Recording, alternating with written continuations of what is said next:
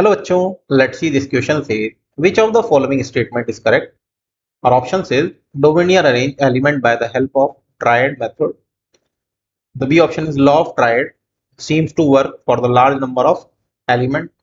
The C option is the properties of bromine were in between those of chlorine and iodine, and the D one is both A and C. So the key concept for this question is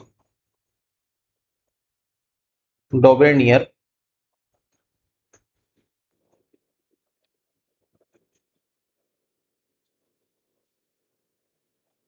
law of triad. Triad का meaning होता है तीन element. तो जैसे मान लो कि हमारे पास में ए, बी और सी तीन एलिमेंट है। इसका जो एटॉमिक वेट है उसे W1, इसे W2 और इसे W3 बोल दिया जाए तो मिडिल एलिमेंट का जो एटॉमिक वेट है उसका अर्थमेटिक या उसको इक्वल बोल दें हम लोग, arithmetic mean of first and third element atomic mass, वो इक्वल हो जाएंगे आपके। और यही बोलता है डोमिनियर लॉ ऑफ ट्रायड। तो Dobereiner arrange element by the help of triad method, तो ये वाला ऑप्शन तो आपका बिल्कुल सही है यहाँ से, तो ये बिल्कुल करेक्ट है। तो A1 तो आपका हो जाता है correct. Now checking to the B, बोल रहा है law of triad seems to work for the large number of element. तो डोमिनियर की बात करें तो केवल उसने ऐसे तीन ही ट्रायड बनाए, ठीक है ना। तो उसके बाद में वो ट्रायड बना नहीं पाया, जैसे कि lithium, then sodium and potassium, ठीक है। इसके बाद में chlorine, bromine and iodine and calcium, then strontium and barium.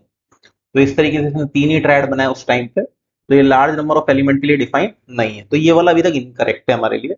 B option अभी इनकरेक्ट है, ठीक है। तो first one is correct. Now checking to the C option, तो अगर सी ऑप्शन की यहां से हम लोग बात करें तो बोल रहे हैं the properties of bromine were in between those of chlorine and iodine. तो bromine is less reactive chemically than chlorine and fluorine but is more reactive than iodine. तो वैसे ही इन दोनों के बीच में आ जाने वाला है, ठीक है। तो लिखे हैं bromine is less reactive chemically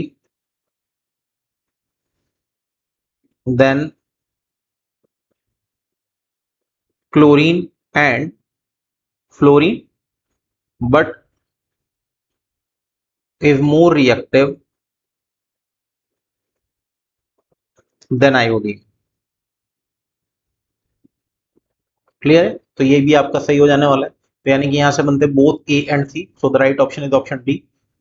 hope you understood it well, best of luck.